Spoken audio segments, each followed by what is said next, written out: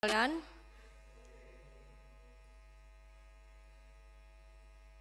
kami mengucapkan selamat datang dan selamat beribadah kepada warga dan tamu yang saat ini hadir di dalam ibadah perjamuan kudus pada sore hari ini. Perjamuan kudus pada sore hari ini akan ada persembahan satu kali, persembahan syukur di dalam amplop. Umat Tuhan yang terkasih, peristiwa Jumat Agung adalah peristiwa yang istimewa bagi kita pengikut Kristus.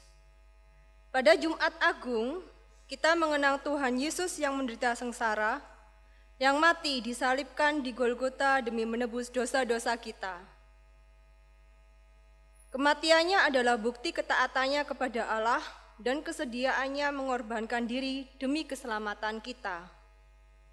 Kini marilah kita mengenang kembali peristiwa kesengsaraan dan kematian Tuhan Yesus melalui ibadah Jumat Agung dan perjamuan kudus pada saat ini. Kiranya pengorbanannya di kayu salib senantiasa memampukan kita untuk terus setia mengikutinya. Kami undang umat untuk bangkit berdiri dan kita menyanyikan Kidung Jemaat 169 bait pertama dan kedua.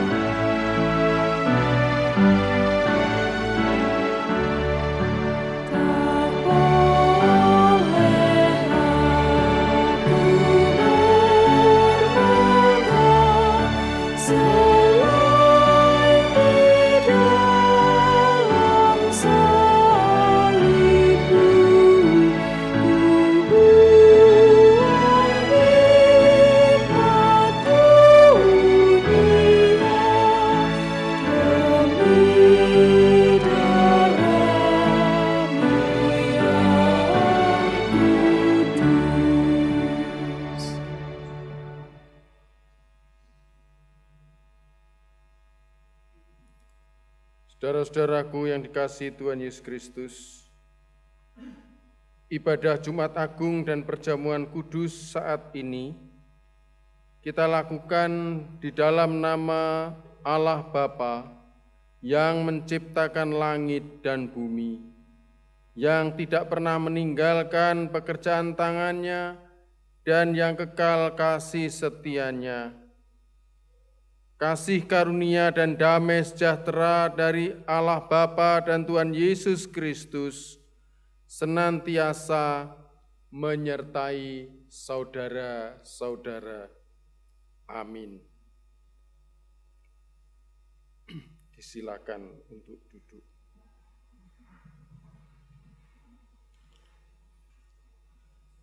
Saudara-saudaraku, para kekasih Tuhan Yesus Kristus, yang berbahagia, pada petang hari ini kita memasuki ibadah perjamuan kudus Jumat Agung yang mana kita akan melakukannya di bawah terang tema kasih yang rela berkorban. Dan selanjutnya mari kita bersama-sama menyanyikan Kidung Jemaat nomor 169 bait ketiga dan yang keempat. Thank you.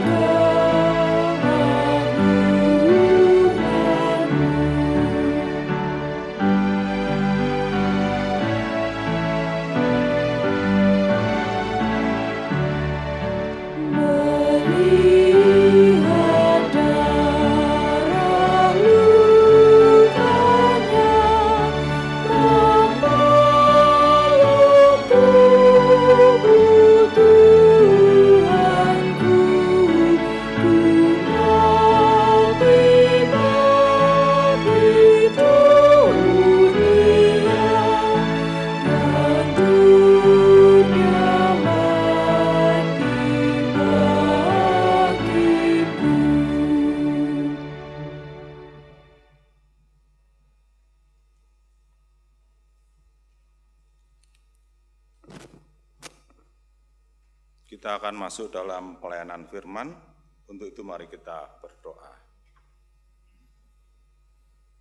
Tuhan Bapa kami yang di surga, terima kasih untuk waktu sore hari ini, sehingga kami boleh bersama-sama untuk beribadah dalam Jumat Agung. Tuhan, di tengah-tengah ibadah ini kami akan mendengarkan firman Tuhan, terlebih kami akan membaca dan merenungkan firman Tuhan. Mampukan kami semua yang mendengar untuk kami boleh mengerti apa dari makna firman Tuhan pada sore hari ini. Berfirmanlah ya Tuhan, kami siap mendengarkan. Kita bernyanyi dari Kidung Jemaat 59.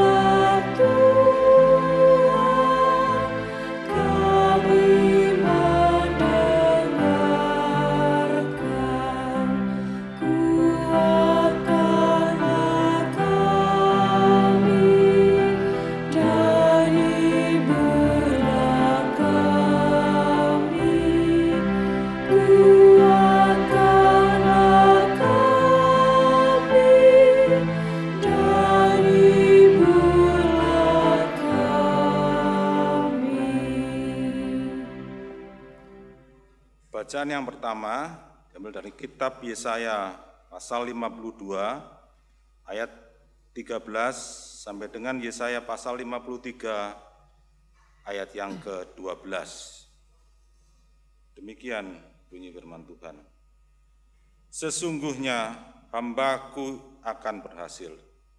Ia akan ditinggikan, disanjung dan dimuliakan. Seperti banyak orang akan tertegun melihat dia. Begitu buruk rupanya, bukan seperti manusia lagi. Dan tampaknya bukan seperti anak manusia lagi. Demikianlah ia akan membuat tercengang banyak bangsa. Raja-raja akan mengatupkan mulutnya melihat dia, sebab apa yang tidak diceritakan kepada mereka akan mereka lihat. Dan apa yang tidak mereka dengar akan mereka pahami. Siapakah yang percaya kepada berita yang kami dengar? Dan kepada siapakah tangan kekuasaan Tuhan dinyatakan? Sebagai taruh, ia tumbuh di hadapan Tuhan, dan sebagai tunas dari tanah kering. Ia tidak tampan, dan semaraknya pun tidak ada, sehingga kita memandang dia dan rupa pun tidak, sehingga kita menginginkannya. Ia dihina dan dihindari orang, seorang yang penuh kesengsaraan dan yang biasa menderita kesakitan. Ia sangat dihina, sehingga orang menutup mukanya terhadap dia. Dan bagi kita pun dia tidak masuk hitungan. Tetapi sesungguhnya penyakit kitalah yang ditanggungnya, dan kesengsaraan kita yang dipikulnya. Padahal kita mengira dia kena tulah, dipukul dan ditindas Allah. Tetapi dia tertikam oleh karena pemberontakan kita. Dia diremukkan oleh karena kejahatan kita. Ganjaran yang mendatangkan keselamatan bagi kita ditimpakan kepadanya. Dan oleh bilur-bilurnya kita menjadi sembuh. Kita sekalian sesat seperti domba. Masing-masing kita mengambil jalannya sendiri. Tetapi Tuhan telah menimpakan kepadanya kejahatan kita sekalian.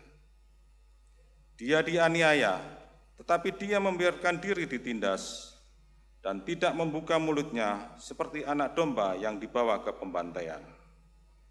Seperti induk domba yang keluh di depan orang-orang yang menggunting bulunya, ia tidak membuka mulutnya. Sesudah penahanan dan penghukuman, ia terambil. Dan tentang nasibnya, siapakah yang memikirkannya? Sungguh, ia terputus dari negeri orang-orang hidup. Dan karena pemberontakan umatku, ia kena tulah. Orang menempatkan kuburnya di antara orang-orang fasik, dan dalam matinya ia ada di antara penjahat-penjahat. Sekalipun ia tidak berbuat kekerasan, dan tipu tidak ada dalam mulutnya. Tetapi Tuhan berkehendak meremukkan dia dengan kesakitan, apabila ia menyerahkan dirinya sebagai korban penebus salah. Ia akan melihat keturunannya, umurnya akan lanjut, dan kehendak Tuhan akan terlaksana olehnya. Sesudah kesusahan jiwanya, ia akan melihat terang dan menjadi puas. Dan hambaku itu sebagai orang yang benar akan membenarkan banyak orang oleh hikmatnya, dan kejahatan mereka dia pikul. Sebab itu aku akan membagikan kepadanya orang-orang besar sebagai rampasan. Ia akan memperoleh orang-orang kuat sebagai jarahan, yaitu sebagai ganti, karena ia telah menyerahkan nyawanya ke dalam maut. Dan karena ia terhitung di antara pemberontak-pemberontak, sekalipun ia menanggung dosa banyak orang dan berdoa untuk pemberontak-pemberontak.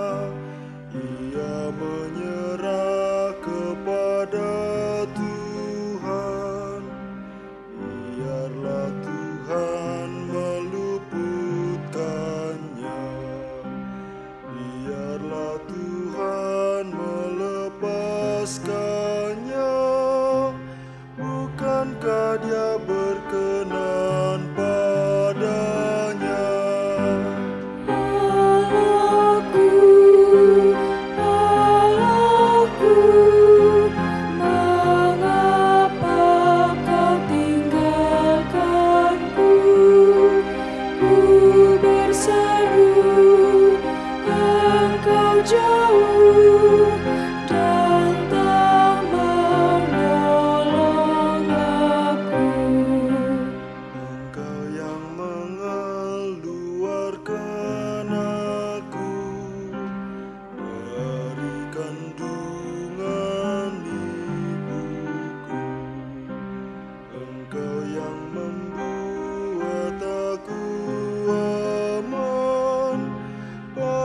dada ibuku.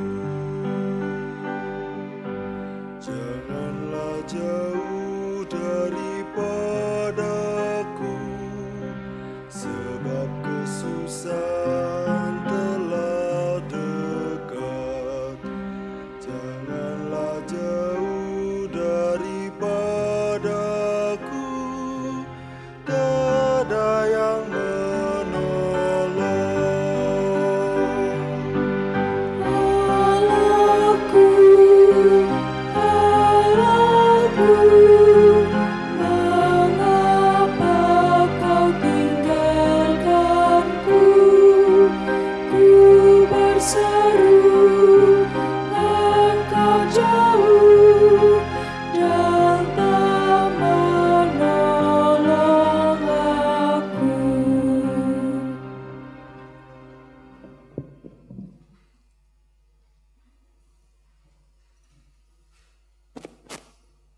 Bacaan kedua diambil dari Ibrani pasal 10 ayat yang ke-16 sampai dengan 25. Demikian firman Tuhan. Sebab setelah ia berfirman, inilah perjanjian yang akan kuadakan dengan mereka sesudah waktu itu. Ia berfirman pula, aku akan menaruh hukumku di dalam hati mereka dan menuliskannya dalam akal budi mereka. Dan aku tidak lagi mengingat dosa-dosa dan kesalahan mereka. Jadi apabila untuk semuanya itu ada pengampunan, tidak perlu lagi dipersembahkan korban karena dosa. Jadi saudara-saudara, oleh darah Yesus kita sekarang penuh keberanian dapat masuk ke dalam tempat kudus. Karena ia telah membuka jalan yang baru dan yang hidup bagi kita melalui tabir, yaitu dirinya sendiri. Dan kita mempunyai seorang imam besar sebagai kepala rumah Allah. Karena itu, marilah kita menghadap Allah dengan hati yang tulus, ikhlas, dan keyakinan iman yang teguh, oleh karena hati kita telah dibersihkan dari hati nurani yang jahat, dan tubuh kita telah dibasuh dengan air yang murni. Marilah kita teguh berpegang pada pengakuan tentang pengharapan kita, sebab ia menjanjikannya setia. Dan marilah kita saling memperhatikan, supaya kita saling mendorong dalam kasih dan dalam pekerjaan baik. Janganlah kita menjauhkan diri dari pertemuan-pertemuan ibadah kita, seperti dibiasakan oleh beberapa orang. Tetapi marilah kita saling menasihati dan semakin giat melakukannya menjelang hari Tuhan yang mendekat.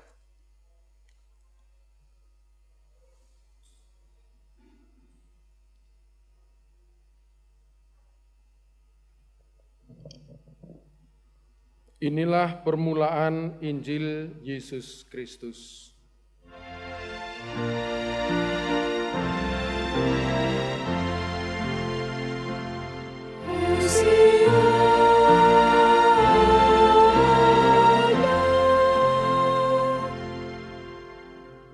Saudara-saudaraku, disilakan untuk bangkit berdiri.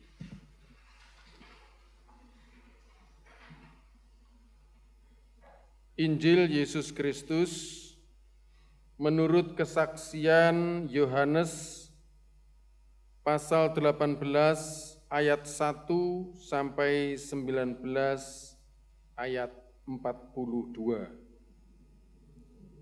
Saya tidak akan membaca semuanya karena sangat banyak, tetapi saya akan membaca yang penting-penting, kecuali bagian pertama.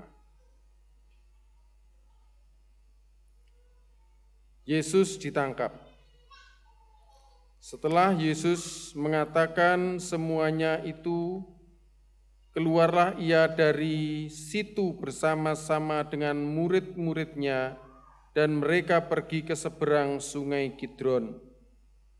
Di situ ada suatu taman, dan ia masuk ke taman itu bersama-sama dengan murid-muridnya. Yudas yang mengkhianati Yesus tahu juga tempat itu, karena Yesus sering berkumpul di situ dengan murid-muridnya. Maka datanglah Yudas juga ke situ dengan sepasukan prajurit dan penjaga-penjaga bait Allah yang disuruh oleh imam-imam kepala dan orang-orang Farisi, lengkap dengan lentera, suluh, dan senjata. Maka Yesus tahu semua yang akan menimpa dirinya, maju ke depan dan berkata kepada mereka, "Siapakah yang kamu cari?" Jawab mereka, "Yesus dari Nazaret." Katanya kepada mereka, "Akulah dia." Yudas yang mengkhianati dia berdiri juga di situ bersama-sama mereka. Ketika ia berkata kepada mereka, "Akulah dia," mundurlah mereka dan jatuh ke tanah. Maka ia bertanya pula, "Siapakah yang kamu cari?" Kata mereka, "Yesus dari Nazaret." Jawab Yesus, "Telah kukatakan kepadamu, akulah dia. Jika aku yang kamu cari, biarkanlah mereka ini. Demikianlah hendaknya supaya genaplah firman yang telah dikatakannya. Dari mereka yang engkau serahkan kepadaku, tidak seorang pun yang kubiarkan binasa." Saya lanjutkan dengan ayat 12 sampai 14. Maka pasukan prajurit serta perwiranya dan juga penjaga-penjaga yang disuruh orang Yahudi itu menangkap Yesus dan membelenggu dia. Lalu mereka membawanya mula-mula kepada Hanas, karena Hanas adalah mertua Kayafas yang pada tahun itu menjadi imam besar. Dan Kayafaslah yang telah menasihatkan orang-orang Yahudi adalah lebih berguna jika satu orang mati untuk seluruh bangsa. Saya lanjutkan lagi dengan ayat yang ke-18. Sementara itu hamba-hamba dan penjaga-penjaga bait Allah telah memasang api arang sebab hawa dingin waktu itu, dan mereka berdiri berdiam di situ. Juga Petrus berdiam bersama-sama dengan mereka. Ayat 23, jawab Yesus kepadanya, "Jikalau kataku itu salah, tunjukkanlah salahnya. Tetapi jikalau kataku itu benar, mengapakah engkau menampar aku?" Ayat yang ke-38a, kata Pilatus kepadanya, "Apakah kebenaran itu?" Ayat pasal 19, ayat yang ke-14, hari itu ialah hari persiapan Paskah, kira-kira jam 12, kata Pilatus kepada orang-orang Yahudi itu, "Inilah rajamu." Saudara-saudara yang dikasihi Tuhan Yesus Kristus, yang berbahagia adalah kita yang memelihara dalam hati setiap firman Tuhan dan melakukannya dalam hidup sehari-hari. Amin.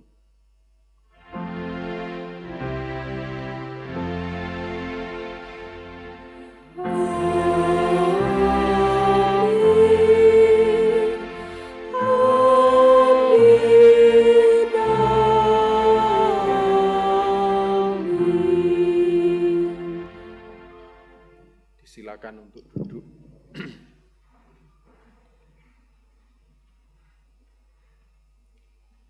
Saudara-saudaraku yang dikasihi Tuhan, renungan kita pada petang hari ini akan saya bagi menjadi 2 bagian. Bagian yang pertama itu informatoris di seputar kisah Jumat Agung, dan yang kedua itu khotbahnya atau renungannya itu sendiri terkait dengan Jumat Agung. Jadi yang pertama itu saya ingin mengemukakan 2 hal. Yang pertama adalah tentang istilah Bukit Golgota. Ya. Saya melihat di dalam liturgi itu sudah benar tidak dicantumkan kata bukit. Ya. Karena kata bukit itu baru muncul pada abad ke-14, awal-awal masa Renaissance atau pencerahan. Karena kalau kita datang ke Israel, memang Golgota ini bukan bukit sebenarnya. Ya tempat tengkorak, tempat eksekusi. Ya. Baru kemudian diberi kata bukit, itu karena ada 2 pelukis Italia, Giotto yang pertama dan Masaccio yang kedua. Giotto hidup pada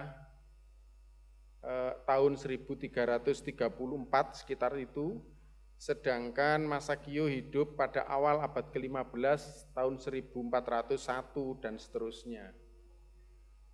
Nah, mereka itu untuk mendramatisir kisah Jumat Agung, maka dibuatlah seolah-olah salib itu berdiri di atas bukit.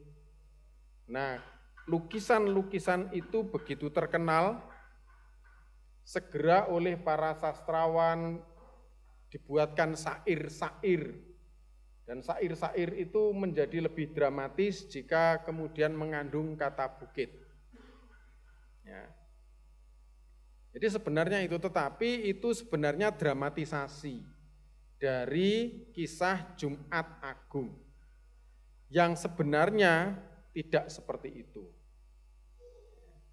Jadi supaya clear ya bagi kita, ya enggak apa-apa, Pak boleh Pak dipakai kata bukit untuk lagu, boleh, untuk mempercantik, untuk memperindah lagu, tetapi kita harus tahu bahwa yang sebenarnya tidak seperti itu.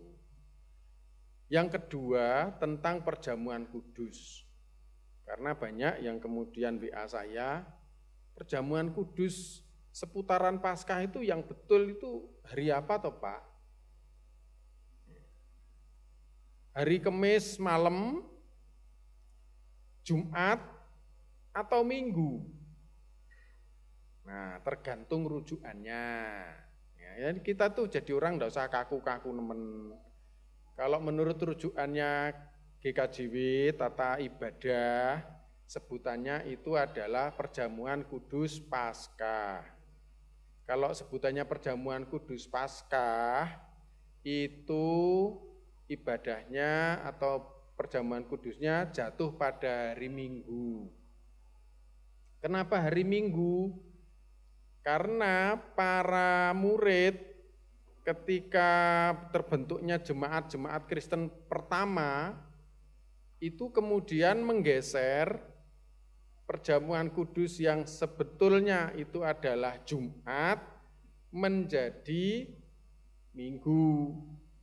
Nah ini, tetapi kalau kita mengikuti para murid sebenarnya kita juga tidak konsisten. Karena yang namanya ekaristi atau komuni itu diadakan setiap kali terjadi pertemuan atau setiap kali terjadi ibadah. Nah, itu yang dilakukan oleh saudara-saudara kita Katolik. Itulah sebabnya saudara-saudara kita Katolik itu pusat ibadahnya di altar. Sehingga altarnya besar, terus mimbarnya itu sak cuplik begitu, bisa di pojok kiri atau kanan. Nah, kemudian ketika zaman reformasi abad ke-16 tahun 1517 itu orang-orang Protestan menggeser pusat ibadah dari altar ke mimbar. Kalau tadinya itu yang dipentingkan itu adalah komuni atau ekaristi atau perjamuan kudus, itu jadi pusatnya ibadah, oleh orang-orang Protestan diganti pusatnya ibadah adalah homili. Homili itu artinya apa? Homili itu artinya khotbah. Nah, makanya di Protestan itu mimbarnya besar-besar sampai GKJW itu ada salah satu jemaat yang mimbarnya besar sekali kayak kuburan Cina. Ya, saking menghormati homili, ya, khotbah. Nah, jadi kita agak nggak konsisten. Oke, kita hari Minggu, tapi ternyata tidak setiap ibadah kita melakukan ekaristi. Oke, tidak masalah. Kalau GKJW itu minimal 4 kali perjamuan kudusnya 1 tahun. Ya, dalam rangka Jumat Agung atau Paskah, dalam rangka pembangunan GKJW, dalam rangka oikumene, dan dalam rangka Advent, menjelang Natal. Di luar itu boleh enggak, Pak? Boleh saja, misalnya ulang tahun gereja mengadakan perjamuan kudus, ya boleh. Ada juga perjamuan-perjamuan lain yang tidak kudus, ya. Itu biasanya pakai martel, pakai bir bintang, itu enggak kudus itu. Ya, ting gitu, salut gitu kan. Ya, itu enggak kudus. Ya, itu tidak kita lakukan di gereja. Tapi kadang-kadang orang GKJW itu terjadi hal kayak begitu kalau setelah perjamuan kudus. Karena ada sisa banyak. Wah, ini yang pertama kali melakukan biasanya majelis. Di antara majelis itu yang melakukan paling duluan pendeta.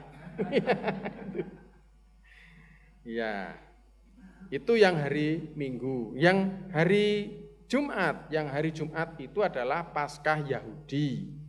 Jadi Tuhan Yesus mengadakan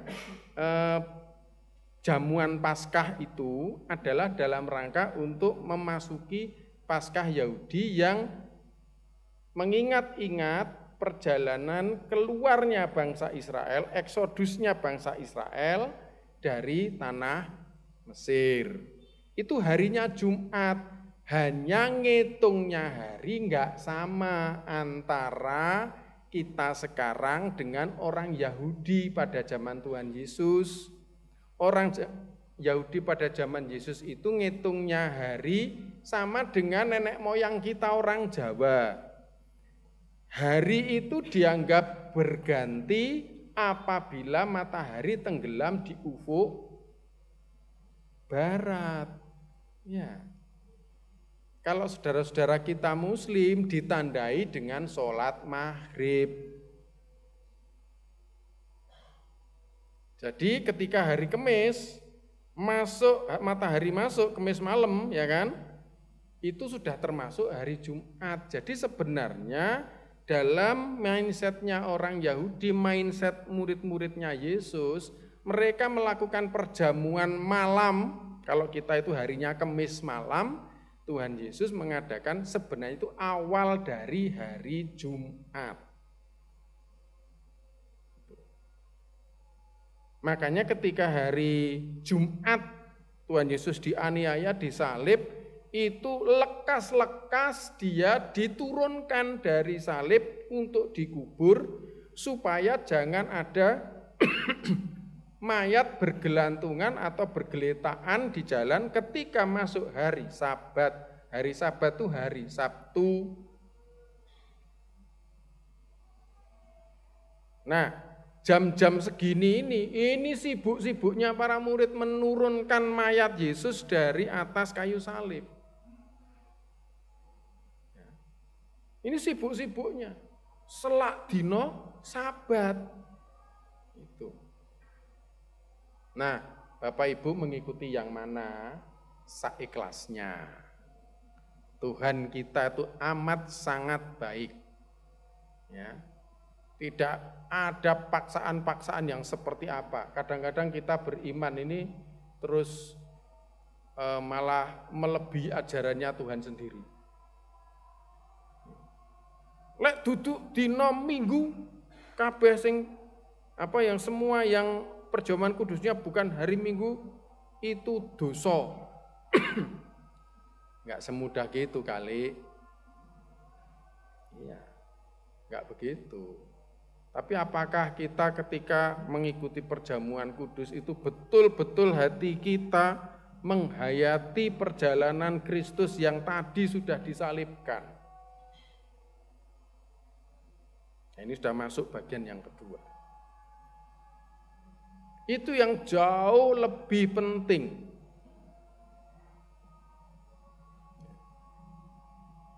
Film yang tadi yang disutradari oleh Mel Gibson di awal ibadah kita tadi,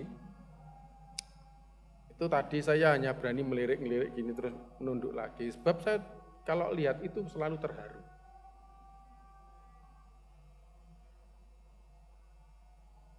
Bisa kita bayangkan perjalanan, apalagi kalau kita baca secara lengkap pasal 18 sampai 19. Bisa kita bayangkan bagaimana dia itu dipersekusi. Jadi jangan ngomong pepantan gedangan yang diresolusi warga sekitar. Yesus sudah mengalami dulu dipersekusi. Bicara tentang kebenaran loh ditewapuk. Wah, bayangkan.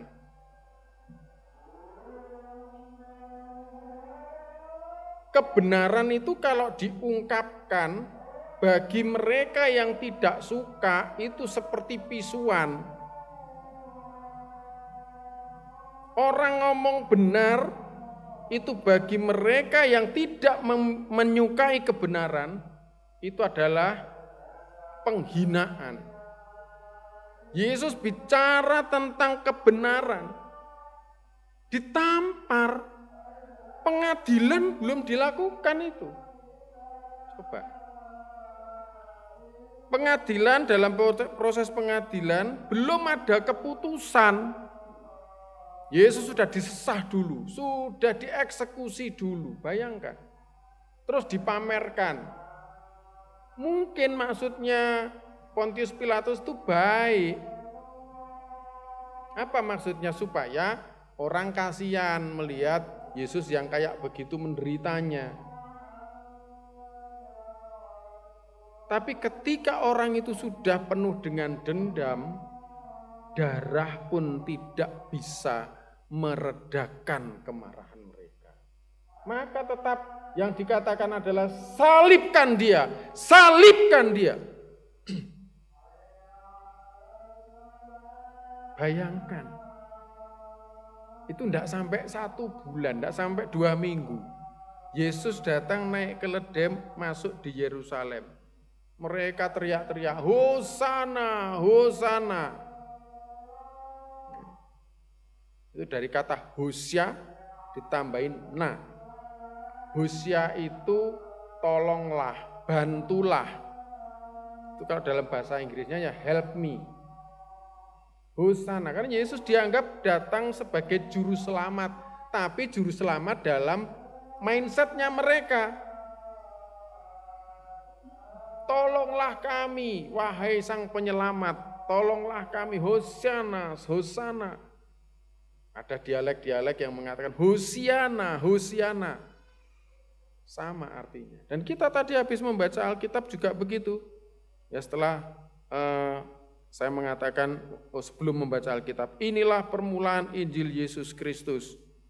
Kemudian kan bunyi keyboardnya. Penyanyi song leadernya menyanyikan Hosiana. Baru tahu artinya ya. Help me. Ini permohonan. Karena yang datang itu yang mulia, tetapi yang mulia, yang rendah hati, makanya dia tidak naik kuda perang. Tidak seperti kudanya, kuda gagak rimang, ya. punyanya Aryo Penangsang itu, musuhnya Sutowijoyo, musuhnya Joko Tingkir. Wah, Gagak Rimang itu kan digambarkan gagah hitam gitu kan. Enggak begitu, ini pemenang, the winner, tetapi dengan rendah hati, pakai keledai dan ini coba dilihat apa namanya simbolisasinya. Gendernya itu loh perempuan, betina keledainya. Padahal di kalangan orang Yahudi atau di kalangan bangsa Semitik, yang namanya perempuan itu adalah gender yang menjadi subordinatnya maskulin. Sampai detik ini masih ada pikiran seperti itu, makanya Arab Saudi baru membuka kebebasan bagi perempuan baru-baru aja. Karena mereka sadar tahun 2040 minyak habis, ngapain kita? Oh semua harus diberdayakan, termasuk cewek yang selama ini nyetir mobil enggak boleh, jalan-jalan tanpa suami enggak boleh. Di zaman seperti ini baru dibuka itu Arab Saudi. Karena memang persepsinya orang-orang Semitik yang menurunkan budaya, mewarisi budaya Sumeria, wong wedok iku gak kena dipercaya cangkeme. Loro hati ndak? Sakit hati ndak cewek? Ya, yang perempuan sakit hati ndak? Tapi itu yang terjadi menjadi mindset mereka. Maka yang namanya budak, asisten rumah tangga, jangan Bapak Ibu pikirkan seperti di sini. Kalau di sana asisten rumah tangga, mindsetnya tak apa-apa noleh. Itu. Jadi kalau ada peristiwa cerita-cerita tragis dari sana tentang TKI kita, problemnya kita tidak memperhitungkan tradisi dan budaya yang hidup di sana, sekalipun sudah semodern sekarang. TKI membela diri dan terpaksa membunuh, dia juga harus dibunuh. Apalagi kalau TKI-nya ini cewek. Buddha. Jadi begitu cara memperlakukan. Yesus datang naik keledai betina, bukan Gagak Rimang. Punyanya Aryo Penangsang itu yang gagah hebat, wah larinya cepat. Keledai beban, cewek, betina. Artinya apa? Kendaraannya itu ya bukan Bentley atau apa kalau datang itu, cukup pakai bentor. Dan peristiwa Getsemane itu adalah peristiwa pembalikan yang luar biasa. Dari Yesus yang dimuliakan, itu adalah puncak para murid melihat pemuliaan rakyat terhadap Yesus. Setelah itu apa? Peristiwa Getsemane itu memisahkan Yesus dari para fansnya, kesempatanlah bagi Yudas dan kawan-kawan, orang upahan itu untuk menangkap Yesus. Tetapi sebenarnya Yesus masih menunjukkan siapa dirinya. Coba tadi yang saya baca. Ketika Yesus bertanya, siapa yang kamu cari? Yesus orang Nazaret. Yesus bilang, inilah aku. Ketika Yesus mengatakan, inilah aku, orang-orang ini seperti kena tenaga dalam yang luar biasa. Barisan orang-orang yang mau menangkap ini langsung mundur dan bergelimpangan. Kenapa? Ini Yesus seorang diri. Yesus sebenarnya mau ngomong, lek aku gelem ngono lho, enteng kecil sampean iki. Lha wong aku ngomong inilah aku. Artinya apa? Ketika Yesus mengatakan inilah aku, dia menunjukkan eksistensinya yang sebenarnya. Dia menghadirkan keilahiannya. Dan itu tidak ada yang kuat sehingga mereka itu rebah. Tapi Yesus itu bukan Tuhan yang sewenang-wenang. Dupeh kekuatannya gede, dupeh kesaktiannya luar biasa, terus digunakan dengan seenaknya hanya untuk membela dirinya. Dalam posisi terjepit seperti itu, ia bilang apa? biarkan mereka pergi. Ini aku, biarkan mereka pergi. Artinya apa? Biarlah para muridnya itu selamat. Aku tangkepen wis. Gak apa-apa, tapi ojo muridku. Bayangkan dalam keadaan kepepet. Lek saya waktu itu di Getsemane. Ya toh? Gak berani saya tanya, nyari siapa? Mas, siapa mas? Galai kita. Gitu. Apalagi mereka bawa parang, bayangkan.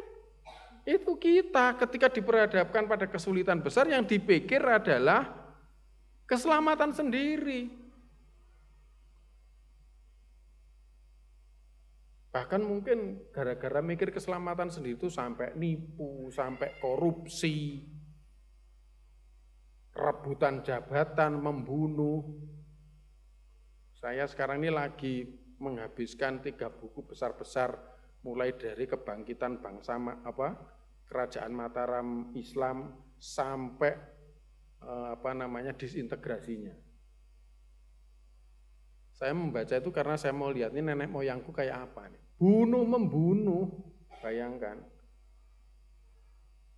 Orang-orang di sekitarnya, kadang ini ada yang namanya mangkurat itu paranoid, penjaga-penjaganya sendiri dibunuhi, curiga titik, pateni. Ya Allah, saya cuma bisa ngurut dada saja, untung dada saya sendiri tapi. Bisa Bapak Ibu bayangkan, Yesus enggak kayak gitu, inilah aku. Dan itu orang enggak siap menerima ketika dia bilang, inilah aku. Ini mengingatkan peristiwa Sinai ketika Musa bertanya, ini loh Tuhan, aku ini ditanya orang-orang siapa yang mengutus aku, engkau itu siapa? Yesus, Tuhan Allah menjawab, esyar. Aku ada ya aku ada. Aku adalah aku. Dah jangan dipadak-padak nih, ojo dibanding-banding ke. Aku ya aku, ojo definisi-definisian. Tidak akan nutut definisi itu.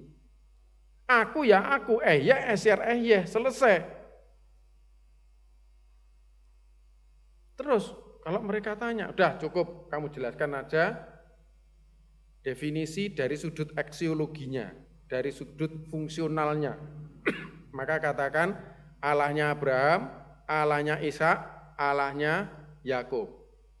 Sebab Allah ini tidak bisa dibayangkan, tapi Abraham, Ishak, Yakub ini masih bisa dibayangkan. Jadi supaya Allah yang maha tinggi, maha besar, tak terdefinisikan, bahkan tak terpikirkan ini bisa disentuh oleh kita, dia menggunakan cara-cara yang sederhana. Kalau zaman dahulu sebutannya jadi Allahnya Abraham, Allahnya Ishak, Allahnya Yakub. Dalam zaman Yesus dia menjadi seorang manusia yang paling sederhana. Datang dengan mengendarai keledai betina. Tetapi justru dia inilah yang diteriaki orang-orang, Hosana, Hosana, Hosana. Tolonglah kamu. Dan caranya menolong adalah bukan dengan mengorbankan orang lain, bukan dengan seperti Asterix Obelix itu, minum jamu menghajar orang-orang Roma. Emang enggak bisa Tuhan Yesus enggak pakai jamu-jamuan kayak Obelix. Hajar semua itu kalau mau dia orang Roma, tapi dia enggak mau melakukan itu. Dia memberikan dirinya sendiri. Imam besar yang selalu melakukan ritual pengorbanan setiap tahun di ruang Maha Kudus. Kalau menurut Ibrani, kita akan melihat bahwa sekarang yang menyerahkan sebagai imam itu adalah Yesus sendiri, dan darah yang diserahkan sebagai korban adalah darahnya sendiri. Jadi dia sekaligus imam, sekaligus pemimpin, tetapi dia juga sekaligus yang berkorban. Ini intinya. Jadi kalau kita nanti minum cawan itu atau makan roti itu, kita diajari untuk berkorban. Maka rumusannya menjadi, inilah tubuhku yang dipecah-pecahkan karena kamu demi pengampunan dosamu, jadikanlah ini sebagai peringatan akan aku. Dia tidak ngajari endi rotimu kelompokno tak emploke dhewe. Ndak begitu. Rumusannya, inilah tubuhku yang dipecah-pecahkan karena kamu. Sentrifugal. Diberikan apapun yang ada nyawanya gitu. Sebenarnya kan kita tuh ditanting oleh Tuhan, apa? Ditanting itu bahasa Indonesianya, Pak. Bukan sekedar ditawarin ya, tapi ya sebenarnya kayak gini loh. Kamu butuh apa sih sebenarnya? Butuh keselamatan, tak kasih keselamatanku. Butuh apa kamu? Butuh hidup, tak kasih hidupku. Butuh apa lagi, Pak? Butuh sukacita, tak kasih sukacitaku. Aku gak kumanan gak apa-apa. Ikhlas. Ini yang menjadi dasar pada Jumat Agung ini kita menyatu di dalam perjamuan kudus. Udah ndak usah kemudian kita ribut perkara hari Kemis kah, Jumat kah, Minggu kah. Bukan relasi-relasi semacam itu, relasi-relasi kognitif seperti itu kan hanya untuk memuaskan pikiran-pikiran intelek kita toh. Tapi yang dibutuhkan di sini sekarang apa? Relasi. Bagaimana relasi ini baik? Relasi baru bisa baik kalau ada pengorbanan, dan itulah yang diajarkan, diteladankan oleh Yesus sepanjang 2 pasal 18 sampai 19 di dalam Injil Yohanes atau pasal 50 di dalam Yesaya tadi. Itu yang diajarkan mulai dari zaman Perjanjian Lama sampai zaman pemenuhan perjanjian yang baru ini. Kita berbahagia. Karena sekarang kita melakukan apapun dasarnya sudah jelas. Fondasinya jelas. Tresno, kasih sebagai ekspresi orang-orang yang sudah diselamatkan. Maka jangan kita menurunkan grade kita menjadi orang-orang yang tidak diselamatkan. Kalau perkara rumah ibadah Gedangan belum bisa didirikan, kita doakan saudara-saudara kita itu. Kan gitu, karena mungkin mereka masih pemahamannya masih dihantui oleh ketakutan. Golek aku kesaingan piye? Kan persis dengan ini imam-imam besar ini. Yesus ora pernah kampanye, nggak pernah punya partai.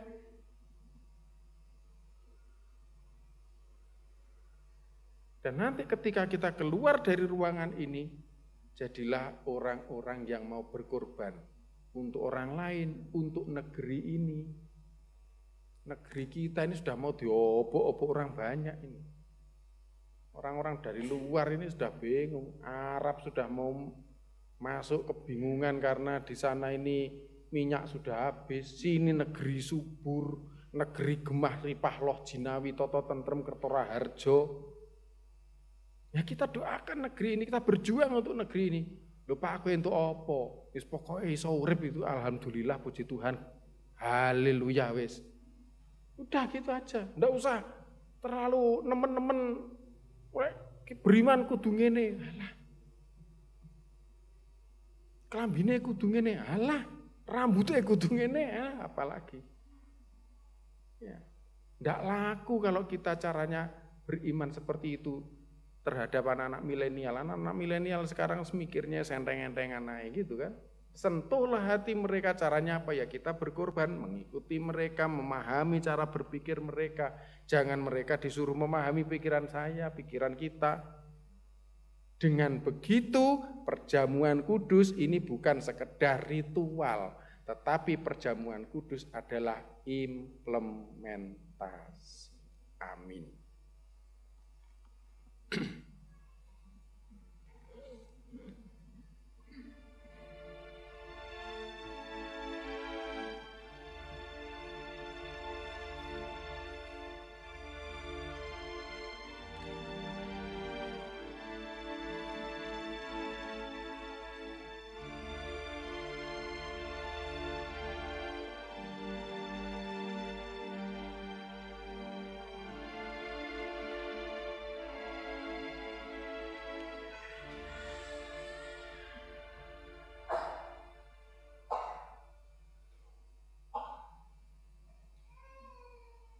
Hitung jemaat nomor 40, bait pertama dan keempat.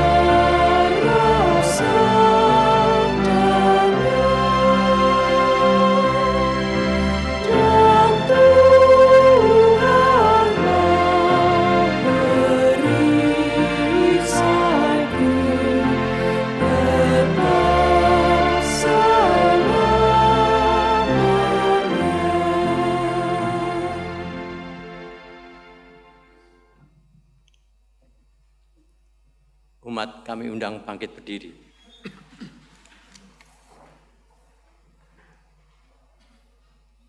Mari bersama-sama umat percaya kita memperbarui pengakuan iman rasuli yang demikian.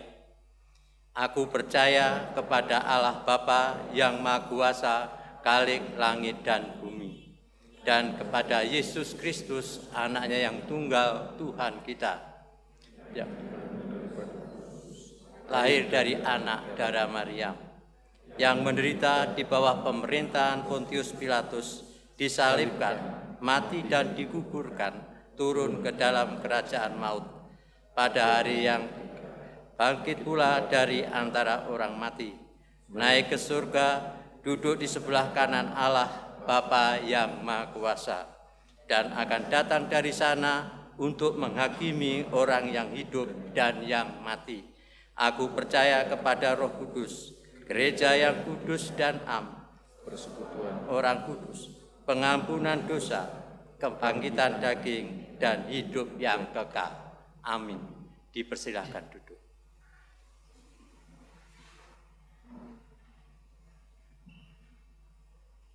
Saudara-saudaraku, Jumat Agung merupakan perayaan yang sangat penting. Sebab di hari ini Kristus telah rela mati demi kehidupan gerejanya. Dia yang sedang disiksa, dia yang sedang menderita, dan karena kesengsaraan yang amat sangat itu, hingga dia berseru, "Allahku, Allahku, mengapa engkau meninggalkan aku?" Itu semua tidak lain karena dosa kita yang sedang ditanggungnya. Maka saat ini kita sebagai gerejanya akan bersatu dengan kesengsaraan dan kematiannya, bersatu dengan tubuh dan darahnya, agar nyatalah seperti yang diucapkan Rasul Paulus. Jika kita telah menjadi satu dengan apa yang sama dengan kematiannya, kita juga akan menjadi satu dengan apa yang sama dengan kebangkitannya. Hitung jemaat 170, bait yang pertama dan ketiga.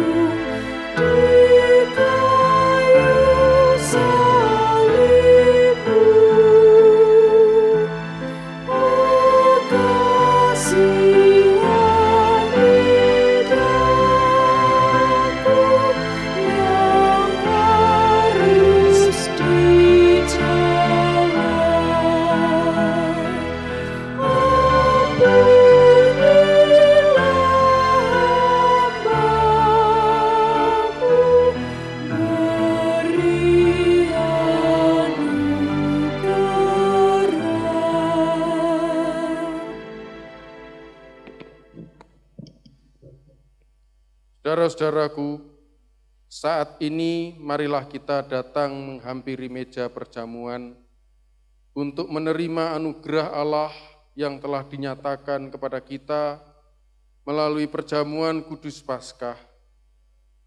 Sekali lagi, marilah kita menyesali dosa dan kesalahan kita di hadapan Tuhan, agar kita dilayakkan untuk menerima tubuh dan darah-Nya. Kita berdoa untuk mengakui dosa dan memohon pengampunan-Nya.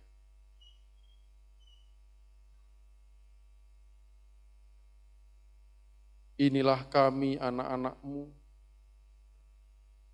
yang telah Engkau pilih untuk memasuki gerbang keselamatan. Tetapi di dalam pesiarahan kami menuju gerbang keselamatan itu, ada begitu banyak keinginan, godaan yang membuat perjalanan kami tidaklah lancar. Bahkan di dalam pesiarahan itu terjadi pernak-pernik relasi antara kami dengan keluarga kami, antara kami dengan rekan kerja kami, antara kami dengan tetangga kami, antara kami dengan sesama kami. Dan itu memproyeksikan buruknya relasi kami dengan Engkau.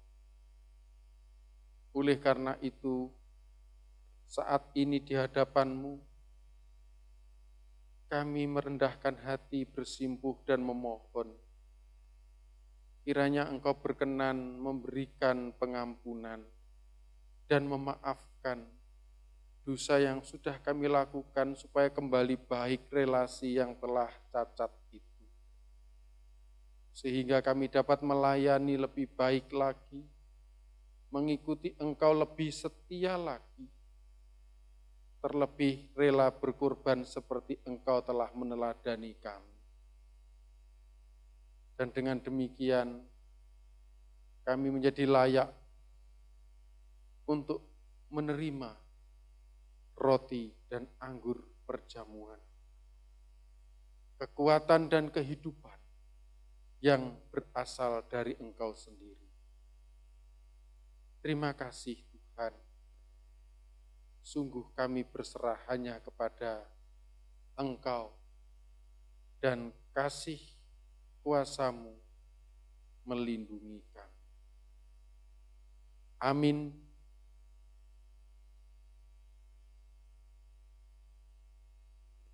Hitung jemaat nomor 35, bait yang pertama.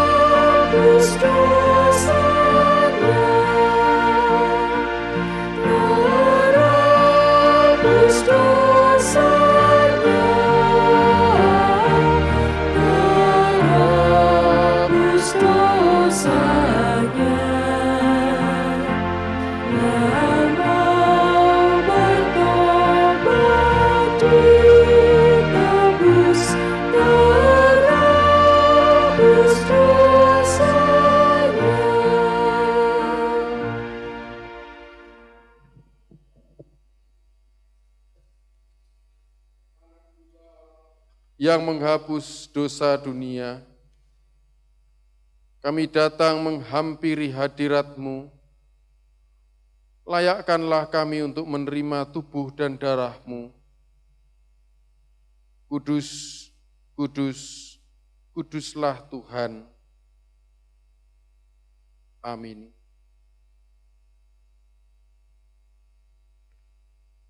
Saudara-saudaraku yang terkasih di dalam Tuhan, sekarang arahkanlah hatimu kepada Tuhan, dan hendaklah engkau mengenang yang demikian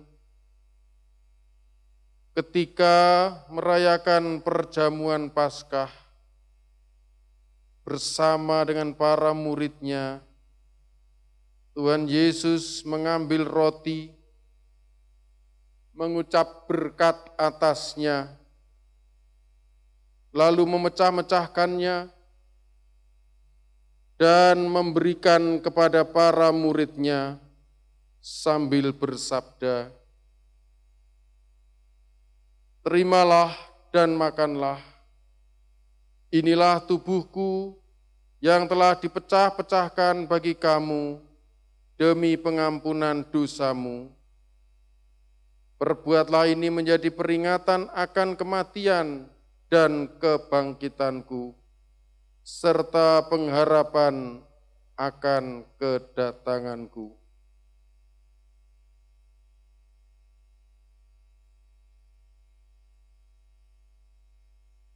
Inilah tubuhku yang dipecah-pecahkan bagi kamu.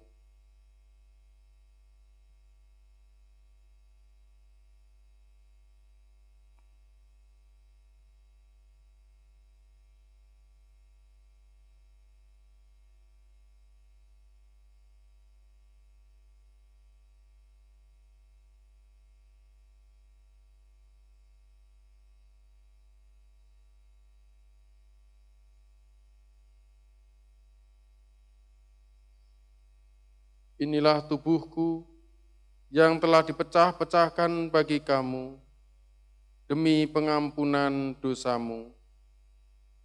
Perbuatlah untuk menjadi peringatan akan kematian dan kebangkitanku, serta pengharapan akan kedatanganku. Terimalah.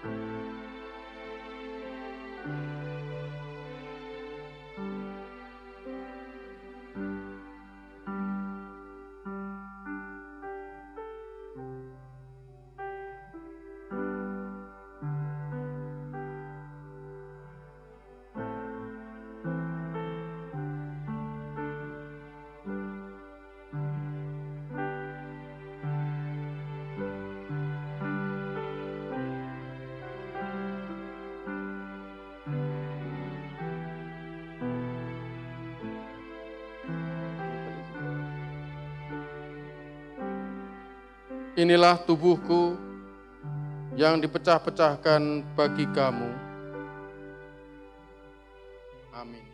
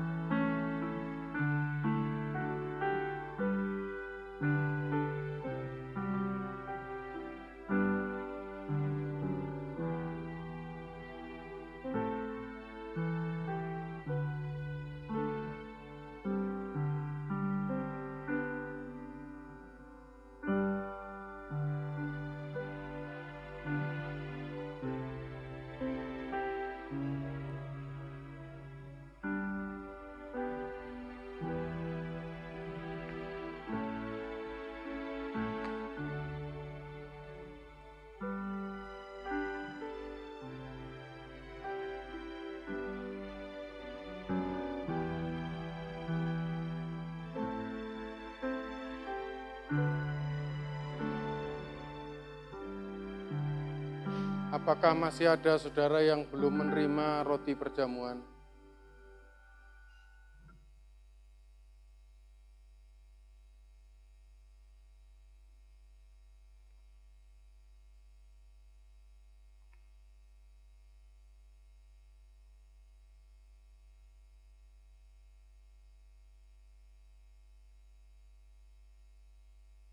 Inilah tubuhku yang dipecah-pecahkan karena kamu demi pengampunan dosamu.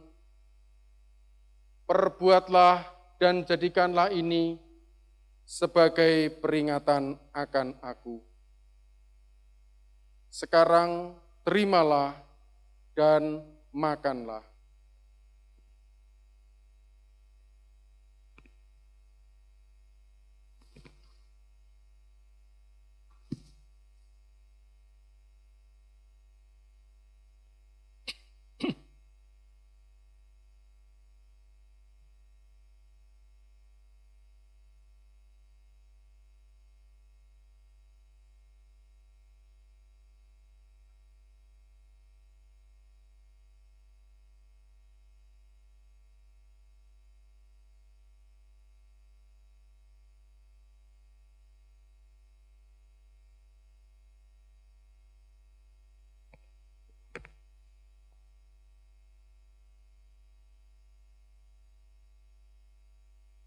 Setelah makan roti bersama-sama dengan para murid-Nya, Tuhan Yesus mengambil cawan, menuangkan anggur ke dalamnya,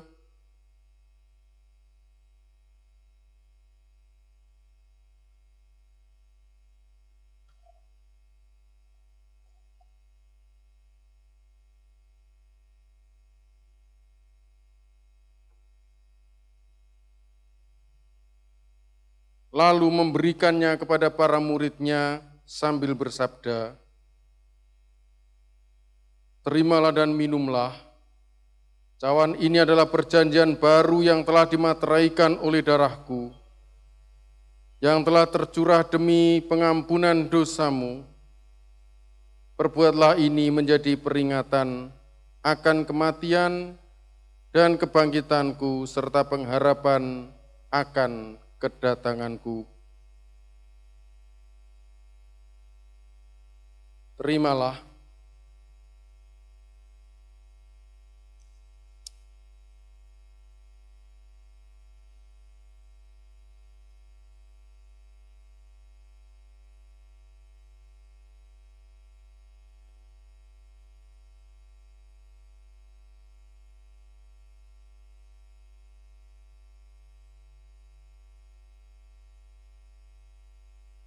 Cawan ini adalah perjanjian baru yang telah dimateraikan oleh darahku, yang telah tercurah demi pengampunan dosamu. Perbuatlah ini menjadi peringatan akan kematian dan kebangkitanku, serta pengharapan akan kedatanganku.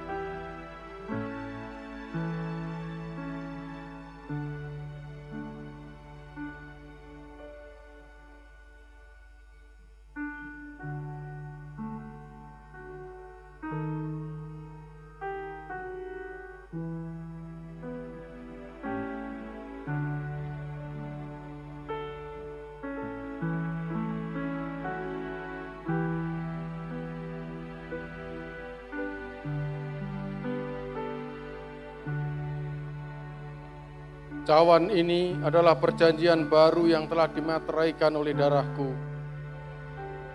Perbuatlah dan jadikanlah ini akan peringatan pada kematian, kebangkitan, dan pengharapan akan kedatanganku. Amin.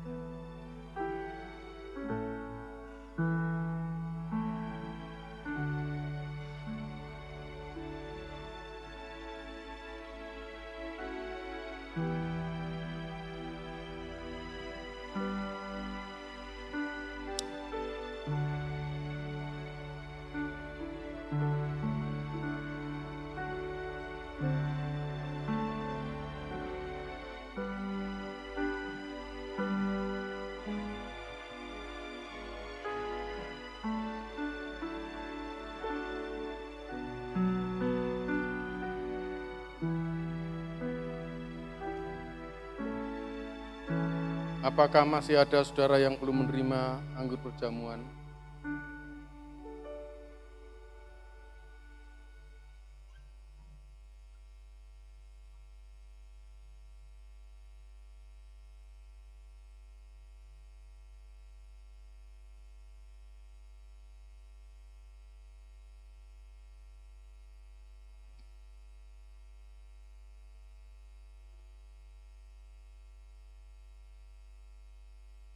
Cawan ini adalah perjanjian baru yang telah dimateraikan oleh darahku. Perbuatlah dan jadikanlah ini sebagai peringatan akan kematian, kebangkitan, dan pengharapan akan kedatanganku. Sekarang terimalah dan minumlah.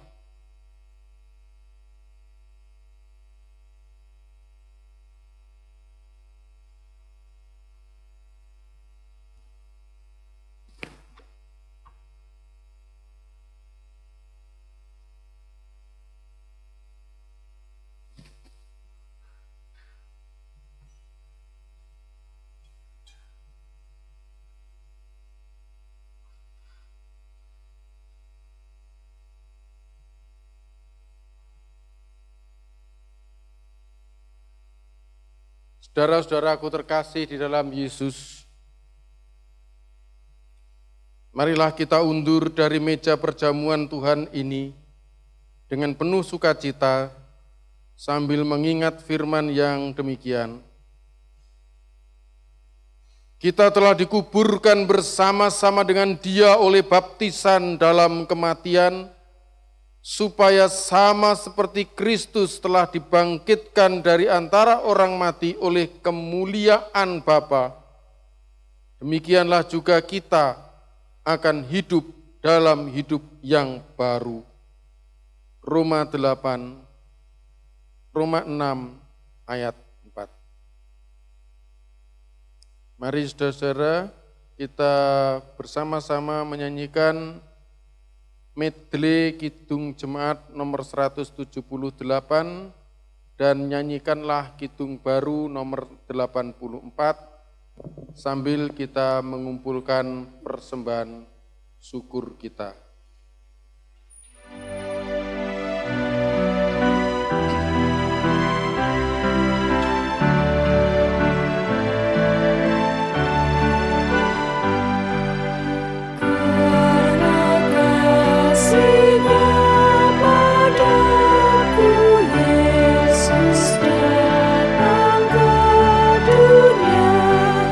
Ia telah memberi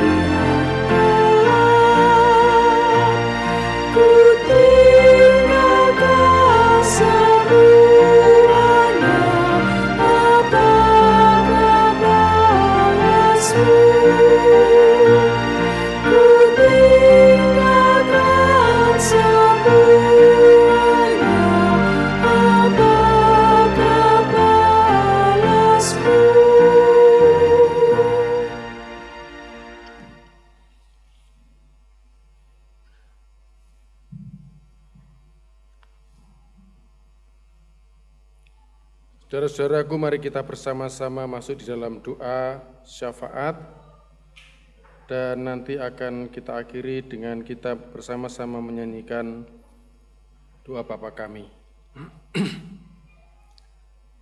Terima kasih atas segala karunia berkat yang tiada pernah berkesudahan bagi kami semua ya Tuhan. Terlebih pada hari ini secara spesial kami telah menerima pelayanan perjamuan kudus Jumat Agung. Kami yakin dan percaya bahwa pengorbanan-Mu itu tidak akan menjadi sia-sia apabila spirit pengorbanan itu kami lanjutkan, kami teruskan di zaman kami ini oleh kami pula.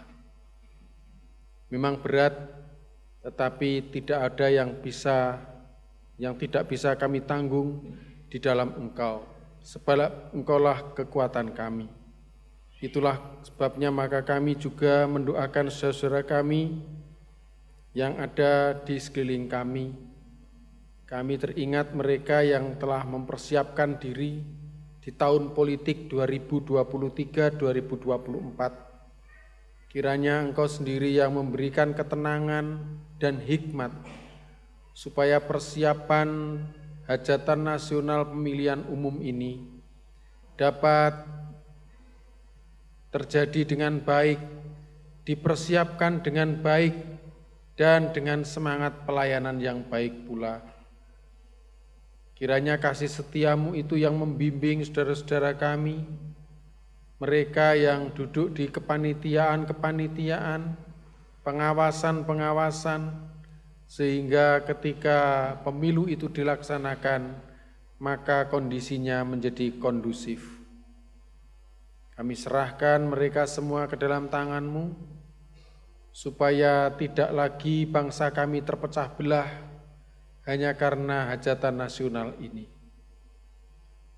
Kami juga mendoakan para pemimpin kami, baik itu nasional sampai dengan yang lokal.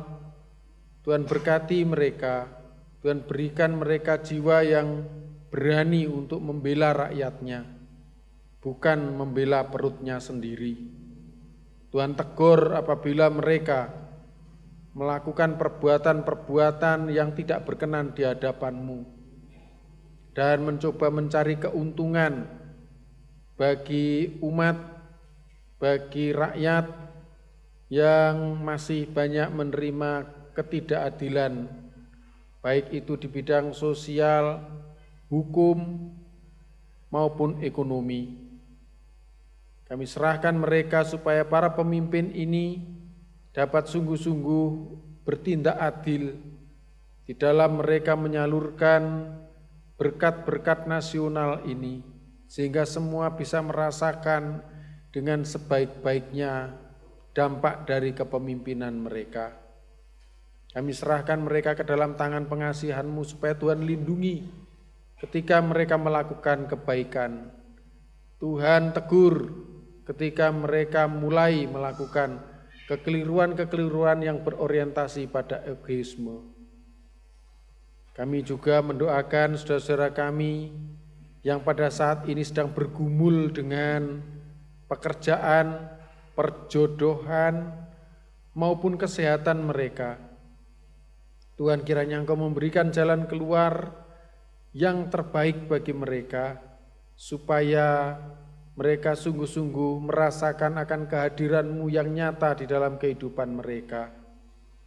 Kami serahkan mereka ke dalam tangan pengasihan Tuhan, supaya mereka melakukan usaha-usaha yang baik, agar lepas dari permasalahan, bukan malah terjebak oleh godaan-godaan duniawi yang serba menggiurkan ini.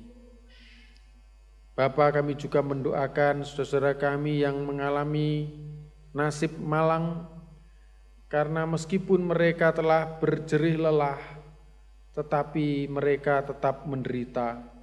Kiranya Tuhan menguatkan mereka, menghiburkan mereka, dan melimpahi mereka dengan rezeki-Mu, sehingga mereka tetap bertahan untuk hidup dan memberikan pelayanan juga terhadap sesama di sekeliling mereka.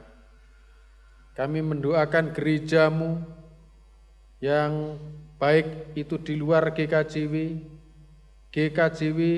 maupun secara khusus Jemaat Malang, baik itu jajaran penatua diaken, Bapak Pendeta, maupun para pengerja gereja. Tuhan berkati supaya makin dapat memberikan pelayanan terbaik bagi warga jemaat dan masyarakat di sekelilingnya.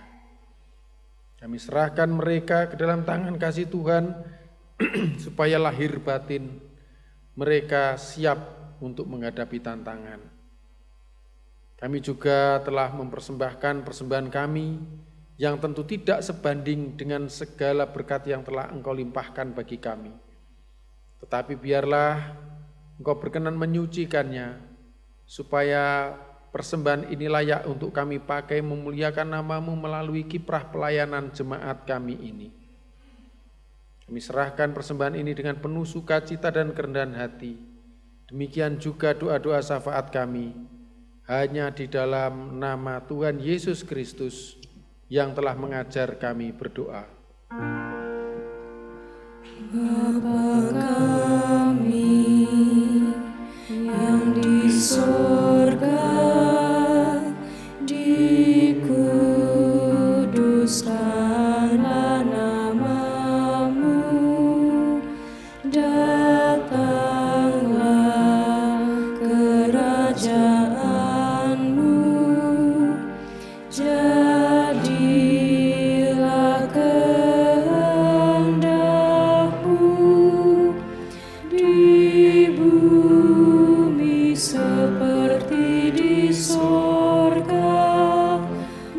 Berikanlah kami pada hari ini makanan kami yang secukupnya, dan ampunilah kami akan kesalahan kami, seperti kami juga mengampuni orang yang bersalah kepada kami, dan janganlah membawa kami ke dalam pencobaan,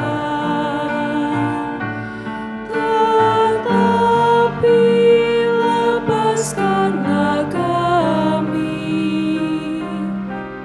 daripada yang jahat, karena Engkau-Lah yang mempunyai kerajaan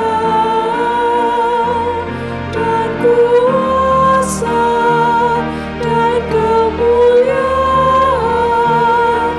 sampai selama-lamanya.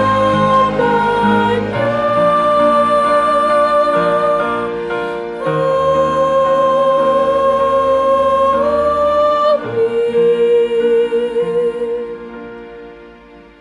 Saudara-saudaraku diundang untuk bangkit berdiri.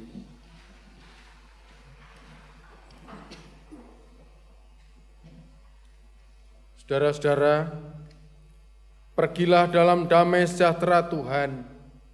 Saling layanilah antara satu dengan yang lain dalam kasih, dan ingatlah selalu firman Tuhan hari ini, bahwa dengan mengenang dan menghayati wajah Kristus yang tersalib, Itu akan membuat kita semakin tabah dalam menghadapi penderitaan hidup yang sedang kita alami dan memampukan kita menjadi lebih bijaksana dalam menilai makna hidup pemberian Tuhan. Percayalah bahwa Tuhan Allah selalu menyertai saudara. Kidung Jemaat 183.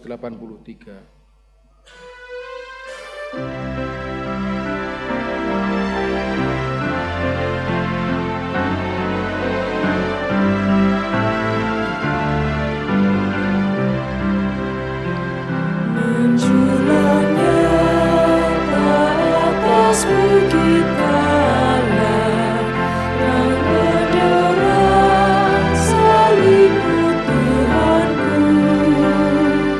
Dari sinarnya yang menyala-nyala, memancarkan kasih agung dan restu.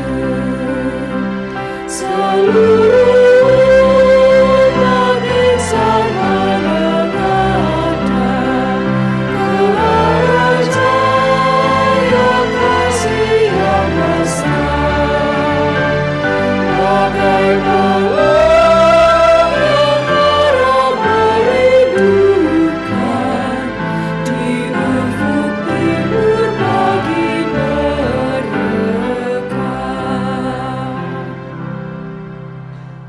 Saudara-saudaraku, terimalah berkat Tuhan melalui hamba-Nya.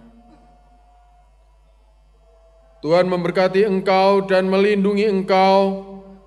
Tuhan menyinari engkau dengan wajah-Nya dan memberi engkau kasih karunia. Tuhan menghadapkan wajah-Nya kepadamu dan memberi engkau damai sejahtera. Amin.